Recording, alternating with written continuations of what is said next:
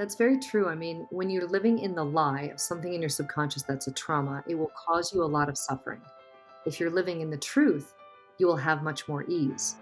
So, for the people that don't want to confront this aspect of themselves, they will experience more suffering over time.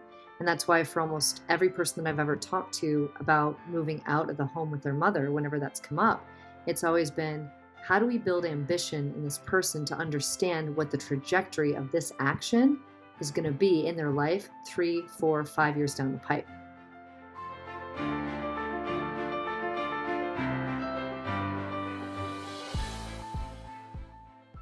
Annie, welcome back to the Superhuman Thank you. I'm Life. so glad to be here.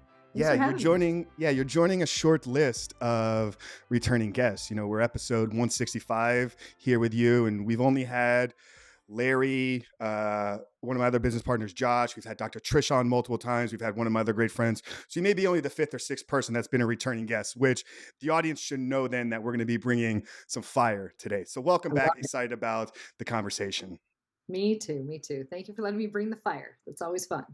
Last time we got deep into how the trauma in our lives is often the story that we tell ourselves. We got some real practical tips for the audience and the men out there. Today I wanted to dive more deeper into the impact that trauma can have on our relationship. And I think maybe the first question I like to start with is, what role, if any, does, whether you call it childhood trauma or any trauma in our life, play in our attraction, or who it is we actually desire and seek as a partner?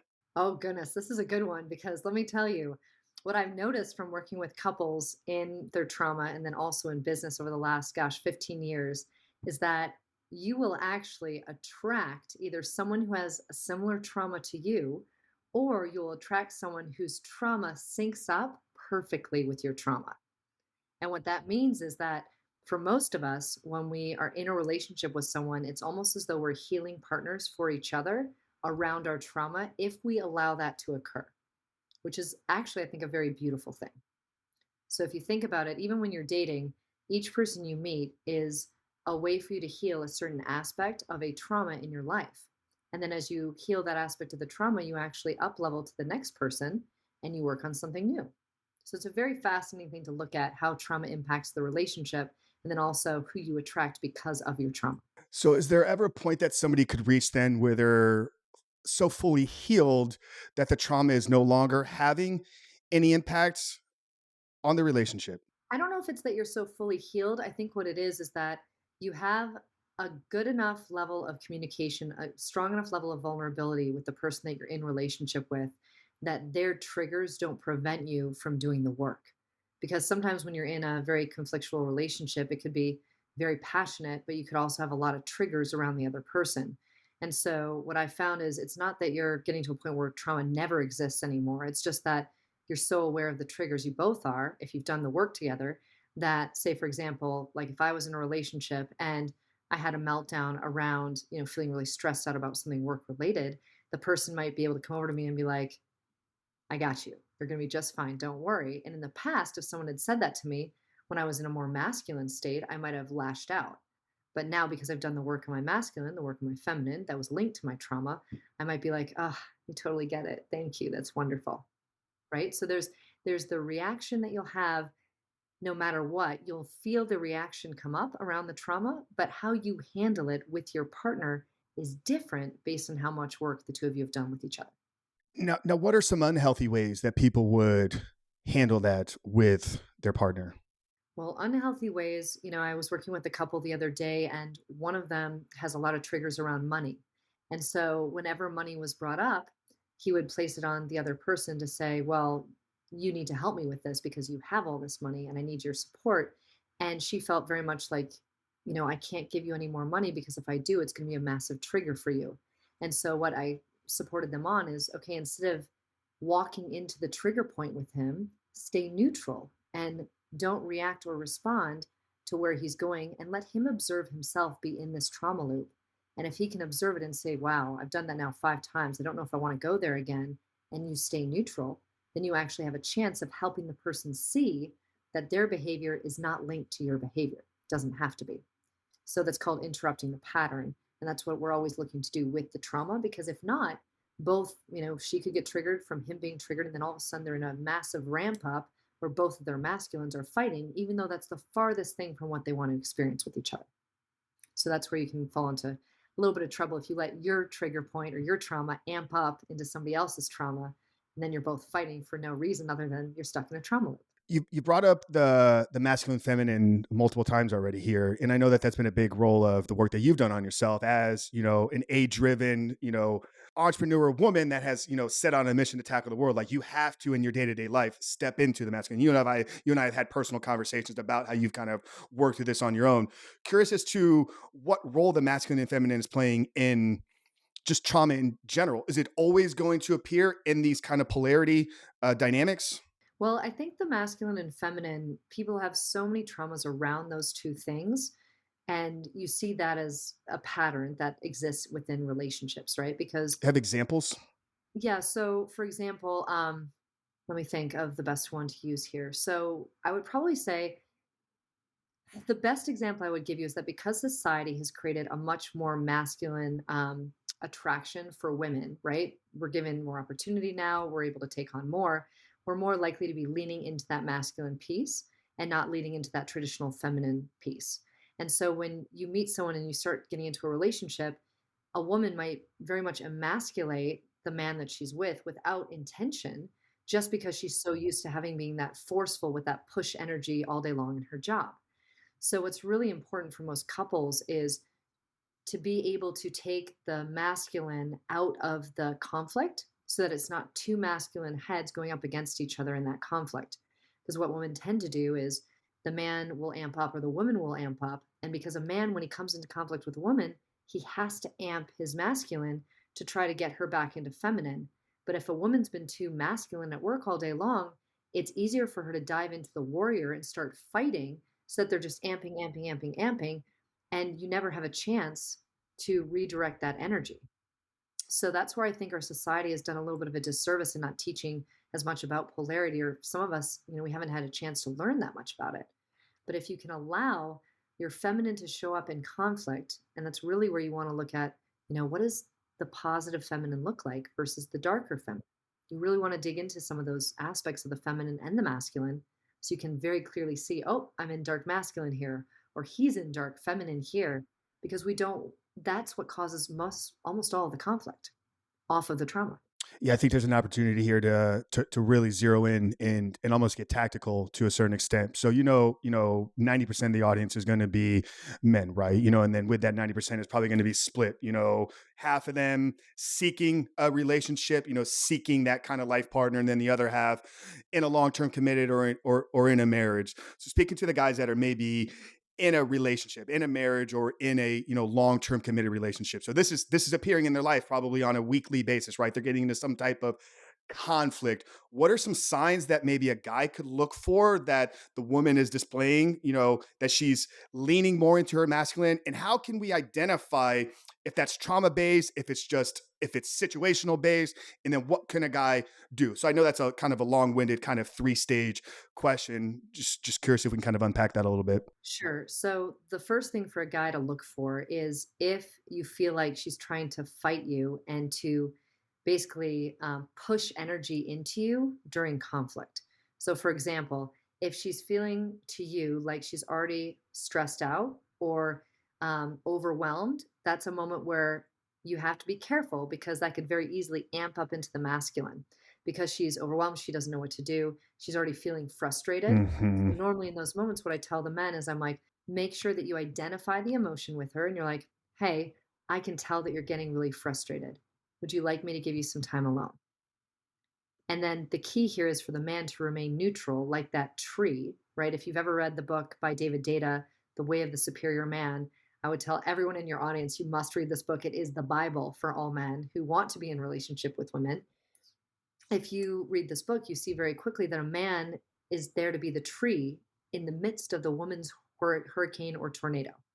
So, if you want to be able to stay in your masculine and not amp her up into more masculine, your job is to remain neutral and to remain as that tree and let her sort of hurricane around you until she peters out. And the only way to really help her with that is to identify the emotion, not to solve anything, but to identify the emotion and validate the emotion. So, I can tell that you're really frustrated. I really wish it could be different, but I'm here for you in your frustration, right? And that automatically for most women is sort of a shock to their system because they don't expect the man to validate the feeling. They expect you to try to solve the problem. I was just about to say, I mean, this has been, this has been my history with this in many failed relationships. It's like you immediately turn into problem solver mode, right? And I always thought that that was the masculine way. It's right, masculine energy here to solve the problem, here to fix things. You present something that you're emotionally or in real time struggling with. It's like, I don't care how it's making you feel. Here's the answer to solve it. Now let's go solve it. But you got to ask for permission first, right? And this is the key for men. The key is if you can ask for permission and say, hey, I'm validating your feeling. I see that you're frustrated. I'm sorry that you're in this place. Would you like me to solve this with you? Or would you like me to just sit here with you in it? After the recognition and acknowledgement, hey, I know what you're going through, and sympathizing with it. So acknowledge, sympathize, then ask if you'd like some help. Correct. Because then if she does want you to step into the masculine, great. Then you have a very clear opening and you're like, oh, I can go in and solve this now. But if you try to solve it without her giving you permission first or without her being open for it, it's going to amp her into masculine again. Now, what if the guy is so are there can there be moments or situations where this can trigger trauma for a man? It And for that would sure just cause a can. whole nother slew of problems. It for sure can. I mean, what I've noticed for a lot of men who are very nurturing and loving and caring, when a woman goes into the masculine, they almost feel like they have to hyper drive into the masculine, even though they're not comfortable there. And so then it becomes an all out yelling match because there's almost a terror around having to be pushed into a masculine that they're not comfortable with. And so this is where, as much as we can, as men and women, we get to look at this concept of polarity and start talking to the feminine parts of ourselves and the masculine parts of ourselves so that we know what those two sides are saying and what they both want. It's one of the things actually when I coach people, I'm like, all right, well, you've got a masculine side and you've got a feminine side. Do you know what each side wants? Do you know what each side is asking for? And most people have only spent time in, say, their masculine. It's a really helpful activity to go back and forth between the two and ask them, well, what do you want? Why do you want this? Why do you think this is important? And then to ask the other piece, the other side, whether it's masculine or feminine, okay, feminine, you just heard the masculine tell you that you can't do the fun thing until you get the work done. How do you feel about that? So there's a dialogue internally that most people don't have between the masculine and feminine that actually helps work through some of that trauma. Yeah. There's a part of society that is over feminizing men, right? It's almost pushing, this agenda around toxic masculinity. It's bad to be a man. These traits that are inherently what shape the world that we're living in today are being presented as toxic. So there's one side of culture that's trying to over feminize men. But then on the opposite side, you have a part of whether it's media or creators that are over masculine nizing men, right? It's like you don't need to tap into your feminine. But what I'm hearing you saying is like a real man, like he needs to understand both and how they work together. So what are some things, I mean, as we kind of explore this inner dialogue, what are some questions that a man can be asking himself to explore his feminine side? I think, the first way that it's helpful I've found for men to explore this is to really have the men look at the relationship they've had with their mother, right? And to look at that relationship and ask, what aspects of that relationship with your mother did you feel connected to? What aspects of the relationship with your mother were challenging for you, right? Because more often than not, the feminine that is within them comes from their mother and how they engage with their mother. So that's a really nice opening point to have them focus on that to begin with, right? And then you can ask them additional questions around, okay, for all the women that you've dated or all the women that you've had an intimate connection with, what did you enjoy about those experiences? What did you not enjoy? Because that gives them the chance to then look at, okay, on many different levels of the feminine, here are the qualities that I really admire. And then they can bring that into their feminine and say, do I have these qualities? Do I need to nurture them a little bit more? Do I have to understand them a little bit more? Just so that they have more of a balance and they can actually feel what that side of their personality incurs and enjoys. Yeah, I want to stay on this relationship with your mother for a while. A couple questions I want to ask you. Something we recently started addressing in our program. So we get guys at all stages and seasons of life. We get guys that are 40s, 50s that are have children in their own home. But we also get a lot of young men that are maybe living at home. They're breaking through. They're in their early 20s and they're trying to figure out, okay, what's the next step in season for life look like for me. We had two guys in one of our groups. Like, it's interesting that they both showed up at the same time, but what they were realizing, and this was through just our weekly calls with them, is that a lot of their struggles or their issue with pornography was stemming from negative toxic relationship with their mom. So these were men that were still being treated as boys in their home, and it made them feel inadequate to a certain extent, and then this would result in them now seeking out and objectifying women through pornography. Just, I don't know if I have a specific question, just curious kind of your professional thoughts and takes around that. I think that is a direct correlation between women being more masculine, right? Because you can be feminine in the home and run the household in a beautiful way that's connecting and nurturing and loving. But when a woman takes it to that next level of being hyper masculinized because of bringing work home with her and not having a transition plan for the time between work and connection time, what I find is most people have no transition plan. And then it's very difficult for the women to show up in their feminine because they haven't been in practice around it. So for the men that are in that experience with the woman where she's trying to control everything around her, that 100% usually comes from her trauma. But there's got to But this be, was this was their mother though. So these were grown men that were still living in mom's house. I don't know if that changes. well, the problem with that then is, right, when you have grown men who are living in their mother's house, they get to make a decision. Do I want to stay in this environment that I know is not supporting my growth as a human being?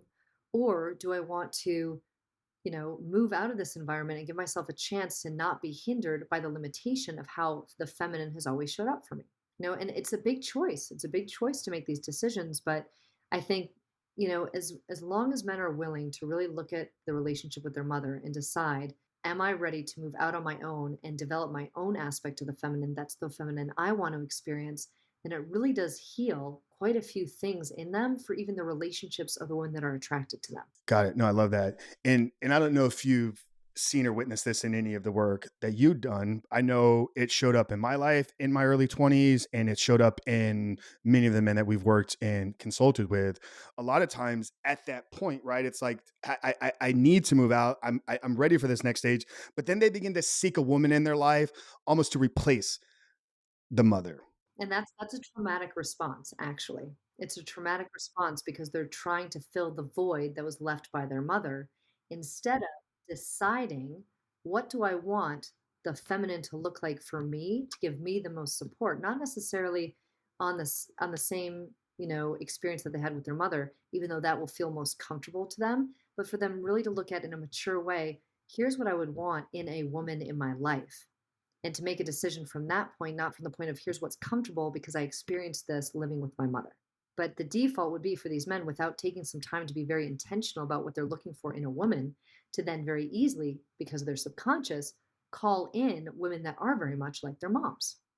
And that's where a man has to decide, do I want to stay in the old story of what I needed then when I was younger?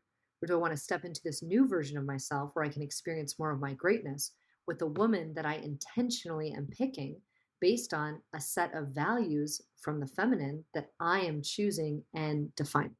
Now, what happens when somebody is aware that the story of their trauma is controlling the decisions and actions that they make? So they know that it's there, right? And they know that a part of the subconscious is controlling the way that they show up, but then they're unwilling to look at it. Like, where, if we span that out over 3 years, 5 years, a lifetime, where does that lead an individual? I mean, to me, it just sounds like nothing but pain and suffering. But yeah, just curious, like where does that go? That's very true. I mean, when you're living in the lie of something in your subconscious that's a trauma, it will cause you a lot of suffering. If you're living in the truth, you will have much more ease. So, for the people that don't want to confront this aspect of themselves, they will experience more suffering over time. And that's why, for almost every person that I've ever talked to about moving out of the home with their mother, whenever that's come up, it's always been, how do we build ambition in this person to understand what the trajectory of this action is going to be in their life 3, 4, 5 years down the pipe, right? Because in the moment, if you're like, oh, everything's fine, she's cooking me meals, I have a free place to stay, right? You don't really see that that over time is going to cause a lot of problems.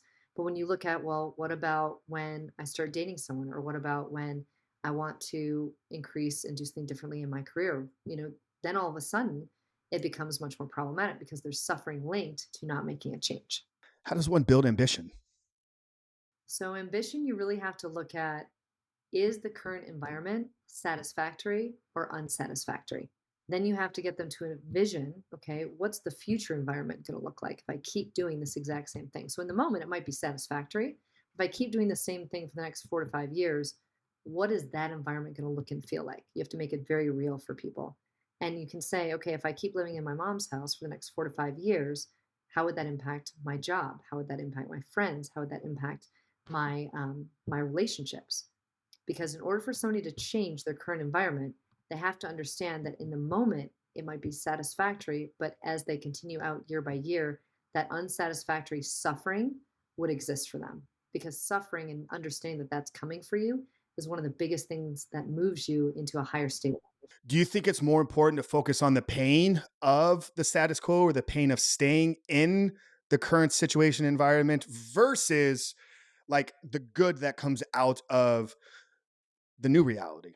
Well, I know this sounds a little strange, but I almost look at, I like it when people can say to me, okay, in this moment, it's okay, it's satisfactory.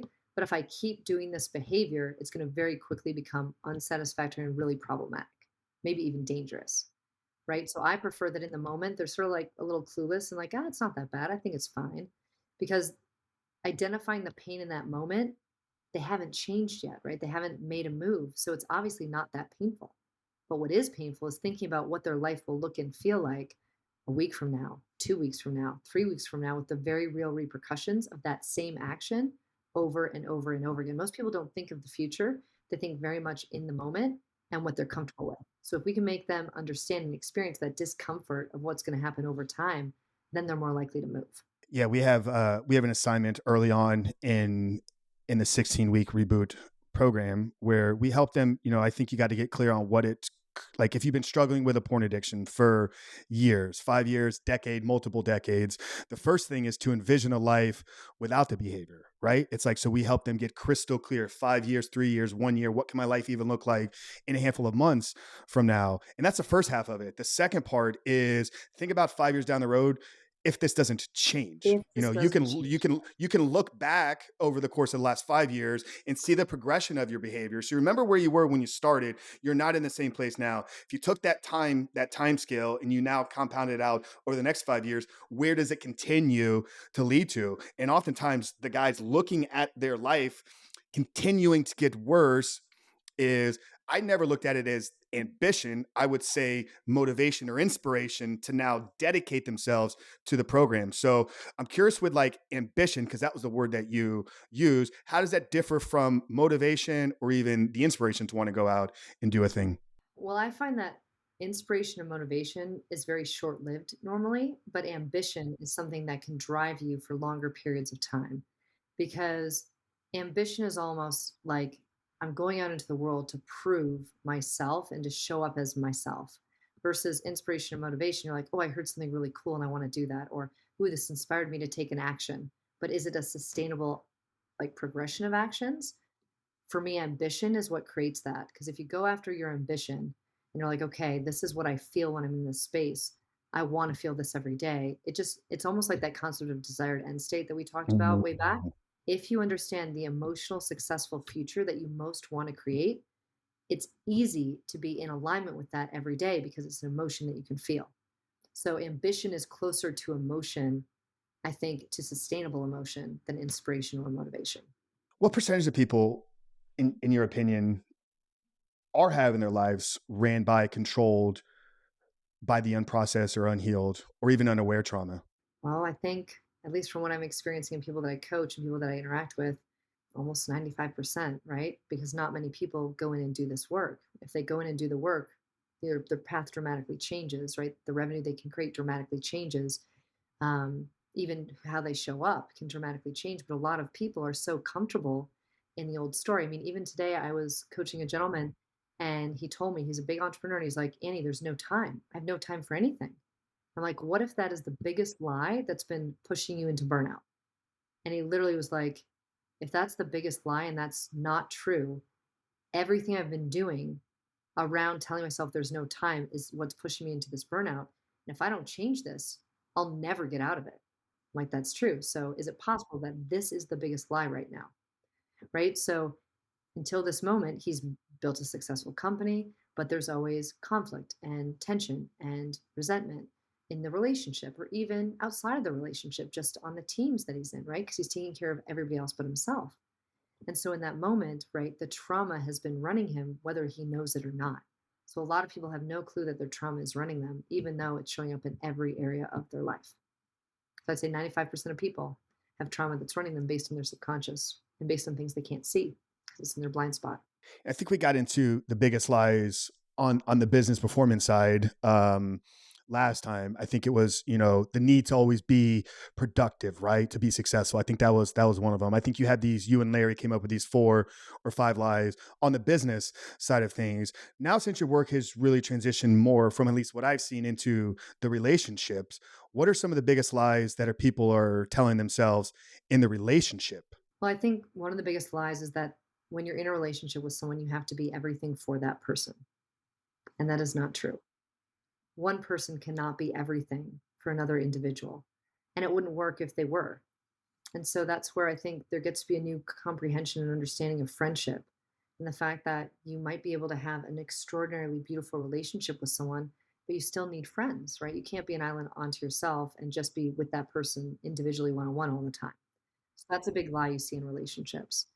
Um, Another lie that you see in relationships a lot is um, that the man has to play a certain role and the woman has to play a certain role.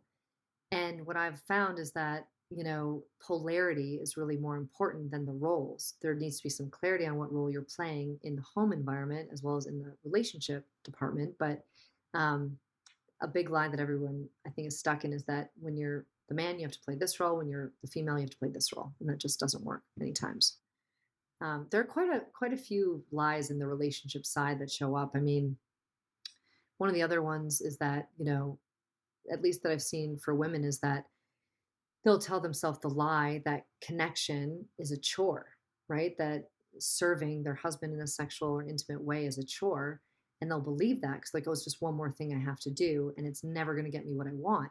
But the reality is, for a man, if you're able to make him feel like almost like a man or a god with regards to your sexual connection and it's authentic, that actually opens up the very best parts of a man so that he can go after his purpose. He can create incredible things. And so when women will say to me, well, I don't want to have sex with them because it's not going to give me anything I want, I'm like, that is actually going to be the only thing that gets you what you want because a man, in order for a man to feel, he has to have sex and he has to have that connection. So it's interesting to see how many lies women will create for themselves and how many lies men will create for themselves just not to feel connected in relationship. Yeah, we had Tony DiLorenzo. He and his wife Alicia wrote the book 6 Pillars of Intimacy. We had Tony on probably 12 to 15 episodes ago. We kind of got a little bit into this, right? It's like so many people associate intimacy directly to sex. And it's like that's one form. And I think that's a form for a lot of men, right? That's where we feel most connected, most intimate with our partner. But we need to have recreational intimacy. We need to have uh, Emotional uh, intimacy, right? emotional intimacy. Physical is different than Intellectual sexual intimacy, intimacy. Intellectual, right? right? So Spiritual oftentimes intimacy. was one of the 6. So if a man can provide the 5, 6 pillars to a woman, then oftentimes she's going to feel more loved, more accepted, to then want to give him his or fulfill his needs and his desires. And I think it's important too. The one thing I've noticed about trauma, when you're stuck in the trauma, you aren't acting as yourself, right? Because you've got some shield up or something that's preventing you from being authentically you and from being very vulnerable. And so the more you work on your trauma, the more that vulnerability shows up and the more you know yourself, so that when you're in a relationship with someone, you can very quickly say, I know this doesn't work for me, but I'd be willing to try this, or I'd like to try this, right? It's that vulnerable, intimate connection with yourself that needs to be the foundation, I think, of everything, whether you're a man or a woman. And that comes from understanding your trauma. What role, if any, does physical trauma play in creating, impacting, or affecting our emotional trauma? So the body holds a lot of trauma. If you've ever read the book, The Body Keeps the Score, that's a pretty powerful example, right? And so your body's going to hold trauma in certain places, which will either negatively or positively impact your ability to be intimate with someone, right? So, for example, if you've had sexual trauma, you might not be as comfortable being naked, right? You might always want to be covered up. And then you might also not be comfortable having somebody touch you in an intimate way, right? So when you think about sexual trauma, it's not just what's held in your body physically, but it's the emotional attachment to those physical places in your body. So if you can find someone who's a somatic bodywork practitioner or even a polarity therapist, those types of people really help you release the trauma that's stored in the body so that it isn't then linked every time to the emotional trauma. Got it. So all trauma then has some element of physicality attached to it. Almost always, your body will hold it in some location until it's released.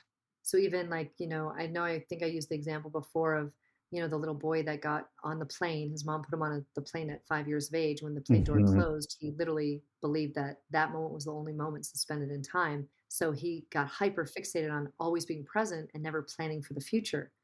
Well, because of that, right, his body became very tense because he was always like in the moment, like, what am I missing? I have to be aware of everything at all times.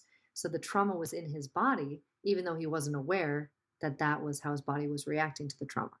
Yeah, trauma is always going to create this fight or flight response, most Unless you calm your oftentimes. nervous system, yes. So there are four pieces of trauma that we all have to be aware of. There's the emotional piece of trauma, the intellectual side of trauma, which is how your brain processes it. There's the physical side of trauma, and then there's the neurochemical side of trauma, which is how the neurochemistry in your brain is different because of the trauma that you've experienced. So that's why for almost everybody who I work with, I always tell them if you're willing to calm your nervous system first, get yourself out of fight or flight, you can actually access your vulnerability, your courage, more aspects of yourself, which allows you to work through trauma without as much pain, suffering, intensity. So calming the nervous system is a really great way to work on that neurochemical piece. From my experience, and I'm nowhere near the expert that you are, most people probably tend to live in the emotional state of the trauma. How can a person, maybe are these stages that you work through in the healing, like emotional, then you heal it emotionally, then you heal it intellectually. So is it kind of a series of steps that you have to work through? And then if so, how do you kind of process? So it sort of depends. I mean, what I tend to do with people is I tend to get the neurochemical support into their system first to give them a better foundation for any work that they do. And then from there, I tend to go into the intellectual side because for most men, right, logic is helpful and it helps them move from, okay, if I'm thinking this, what does this mean to my actions? So neurochemical first gives a baseline to get them out of fight or flight. Then you go into the intellectual side and you marry that sometimes with little pieces of the emotional, right? Because you want to address the triggers, which are the emotional sides of what comes up. And then, as much as I can intersperse with that, I help them find practitioners who can work on their body, whether it's massage or acupuncture or somatic body work, or even emotion code practitioners who can release a lot of emotion because men tend to restrict and hold their emotion in, which then it's almost like you're putting bricks into your backpack and carrying it around with not experienced emotion. So the more a man can be willing to release some of those repressed emotions, the faster he'll be able to work through some of that trauma. So, being vulnerable and being emotional for a man is actually, I think, one of the sexiest, most amazing qualities because the more you are vulnerable and emotional with somebody that cares about you, the more connected they feel to you. It's not a weakness with a healthy woman. It's not at all. And if more men could let go of vulnerability being a weakness and showed up that way, they'd have more epic love relationships because the woman would feel so emotionally drawn to the courage that they're showing in those moments. Is there any danger? I mean, this is a world that I lived in for a very long time, and probably there were even points in I know my 20s, probably even into my 30s, where I used the gym as an outlet, and I would say it was therapeutic, but really I was going in there just to beat the shit out of myself. Like, and that was what I was like intending to do. Not because I didn't like myself. I think that there were elements maybe I didn't love myself. So I don't know if it was from a masochistic perspective, but I would literally go to the gym and it was like, I just want to pound the shit out of my body to where I feel the, the, the pain. And having how now gotten on the other side of so much of my own healing and processing as much of my past that I've had to, I still love training as much as I did. I get a different thing out of it these days. I can still go as hard. I'm not as strong because I'm not training to be as strong, but I can go as hard. I can go deeper into sets, and it doesn't need to be. It's painful to the body, but it doesn't need to feel like I'm punishing myself. So I'm not really sure I'm articulating a clear Don't question worry, I know here. what the question is, so I can Yeah. help with this. So, what most men do, and I would just say most because it's the majority of men that I've worked with, is that they have used pain to move them in life.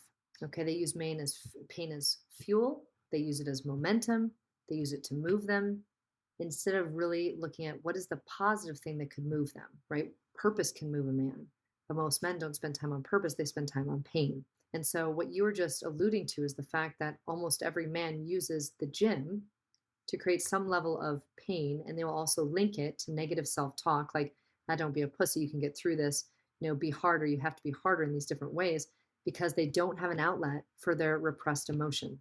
And so instead of feeling all the positive emotions, they link this up to the pain, which is the negative emotion, to propel them forward because that seems to be societally acceptable. So for all the men listening, if you see yourself doing the same thing where you're really harnessing the pain and using the pain to move you, just know that you're cutting out all the other positive emotions that you could be feeling because you're so hyper focused on the pain to drive you forward. Now, is this the same? Would this be almost the same thing as you see young girls? I knew girls like this when I was in high school that would cut themselves.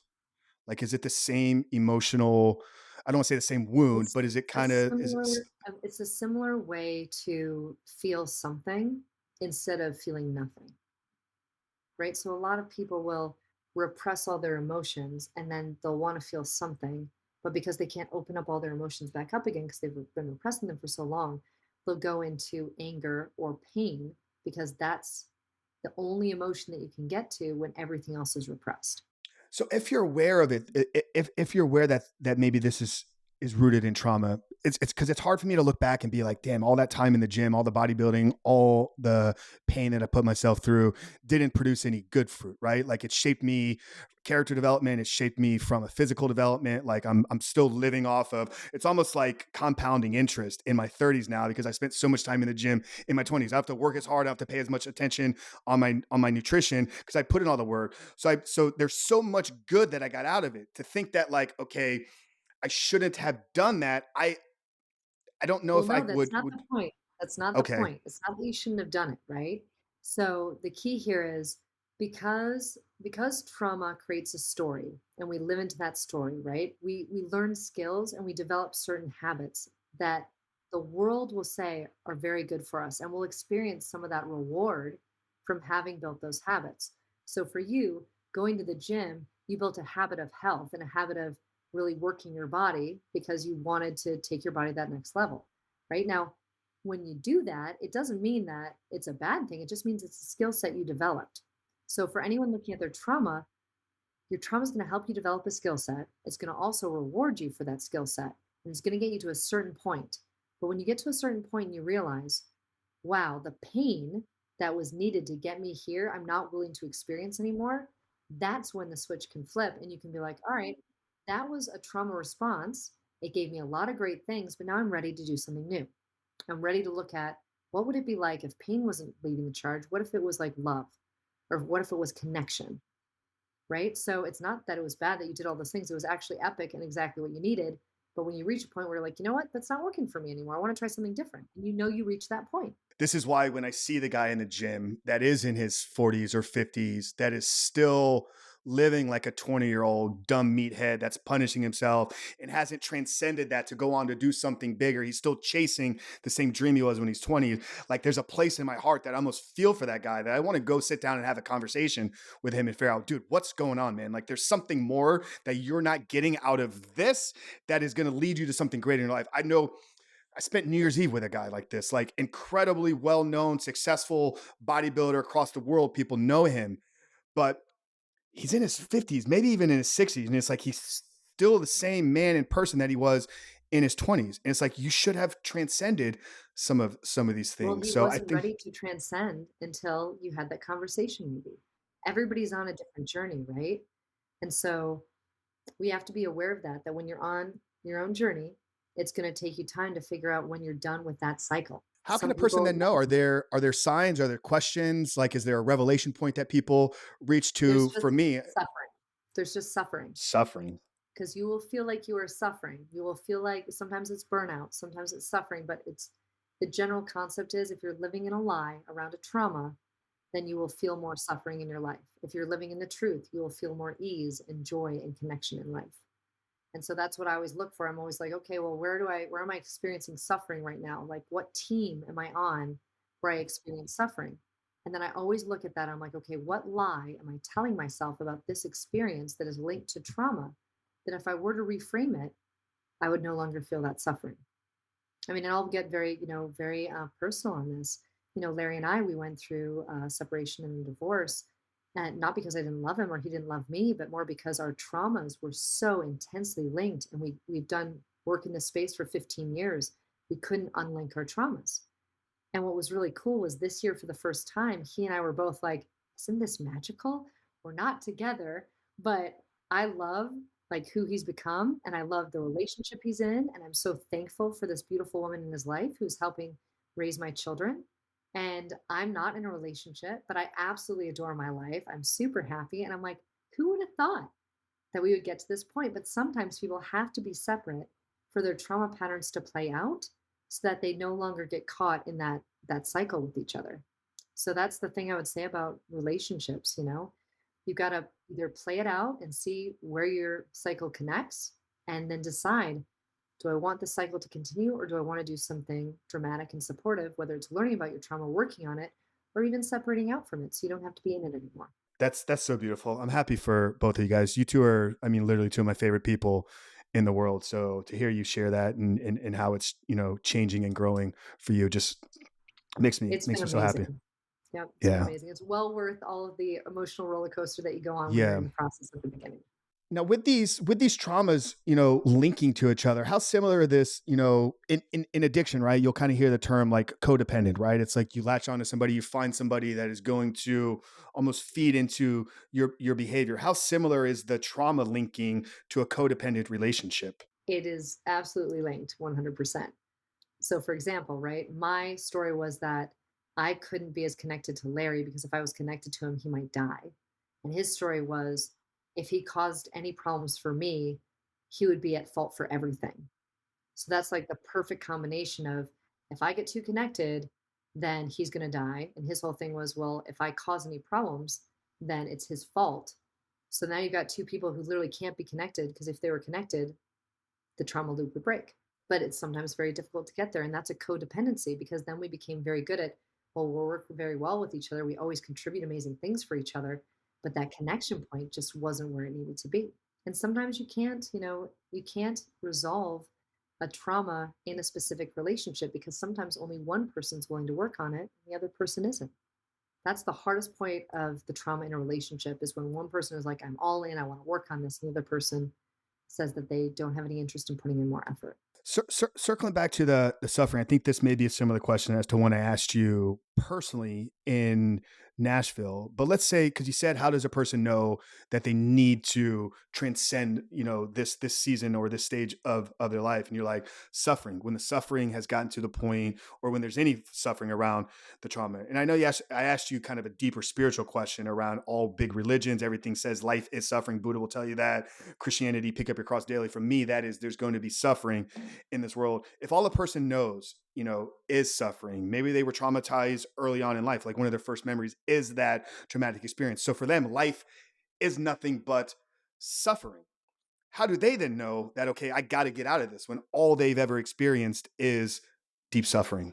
Well, I think the only way in that moment to get out of it is to look at the suffering and ask yourself, what is the lesson for me here? What is the bigger lesson that the suffering is giving to me? Because you can sit in suffering all day long and not think about the lessons. But the second you start thinking about the lesson from the suffering, you have a chance to open up possibility.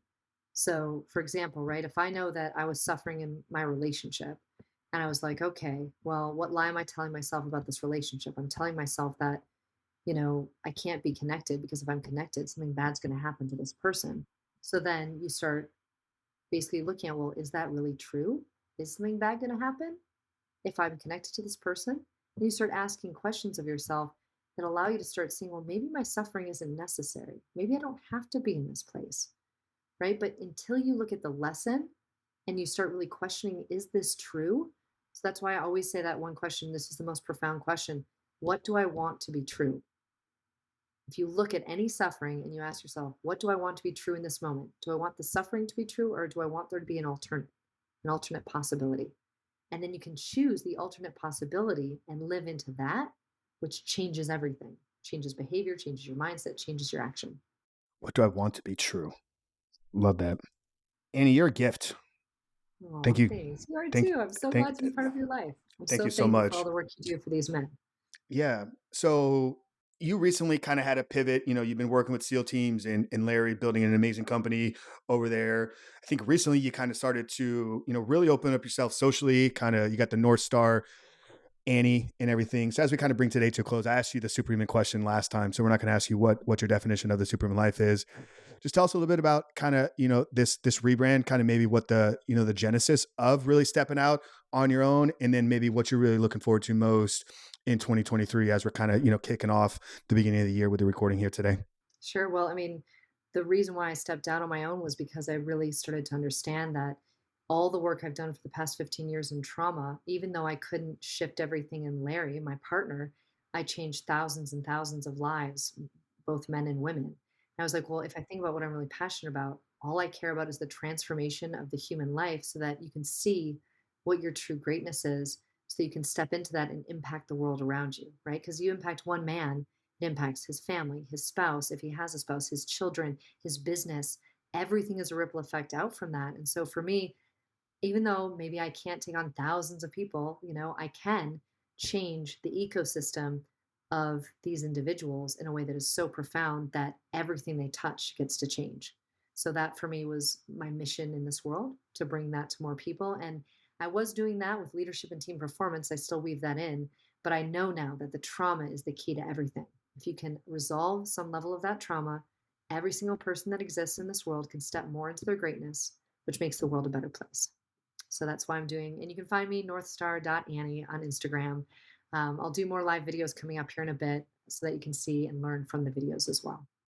And what are you most excited about with 2023? Any? What I'm most excited about is I'm going to start running a couple of events, and I've got some pretty life-changing experiences in the events. They're going to be small, for maybe 20 people, but at a time. But they will be life-changing across the intellectual side of trauma, the emotional side of trauma, the physical side of trauma, and the neurochemical. So you can go to one place to have everything shown. Awesome. And is on Instagram the best place right now to maybe connect and get updates on that? That'll be the best place. Incredible. Well, we'll get all that shared down there, guys. Obviously, if you haven't listened to the first episode we did with Annie after listening to today, make sure to go check out episode 136. We'll link it on there in the show notes. Like I said, we asked you the Superman question last time, so I'm not going to end there. But maybe as we bring today to a close, Annie, thousands of men are going to hear this, whether they're single, they're just newly in a relationship, they've been with their partner, spouse for decades, or they're trying to find that individual. One piece of advice that every man can kind of walk away with today to begin to go down the path of learning more about his trauma, processing it, or even healing. I know it's a big question. How do we compact that into maybe one kind of action step for the guys today? Here's one action step, gentlemen. Get the book, The Way of the Superior Man by David Data. Make that your Bible and do as much learning as you can around what you need to be fully yourself in every experience, to be able to bring all of you into every interaction that you have in this world. That is the only way you create true freedom, and is the only way that you reach out and connect with the people that you're supposed to be surrounded by. Incredible. Guys, we'll get that book shared down. I've read it probably half a dozen times. I think the first time I wasn't ready for it. So you got to be ready for this type of work to have that book actually speak to you. I would push back a little bit on what Annie said. I think make the Bible your Bible and make this the next book Well, right. after your Make the Bible. Bible your Bible. Yes. Make the but Bible your friend, no, but use this as a David. helpful Yeah, resource. David Thank you David for that. Dida's work is truly incredible, guys. This book is jam packed. You're going to learn so much more about yourself. You're going to learn about the dynamics, the polarity between that masculine and feminine, and some real actionable tools. So, refresher to me, it's a book I need to refresh myself on 2023. So, Annie, thank you so much for today. Brought so much just knowledge and wisdom and just insight into understanding ourselves more, understanding how the trauma plays a role in our relationships, how we can begin to process and heal through some of these things. So, guys, make sure to follow Annie on Instagram at North Star Annie. Make sure to check out episode 136. If you're getting value out of this, guys, like we talked about a couple weeks ago, we've doubled down this year. We're no longer once per week. We're going to bring you 104 episodes. So every Monday and Thursday, guys, and it's all because we've seen tremendous growth and feedback from you guys. So if you're getting value out of these, make sure to share this episode with somebody. Leave us a 5-star rating and review. But for Annie, Frank Rich here, guys, at Superhuman Life, we love you, and we'll see you next week.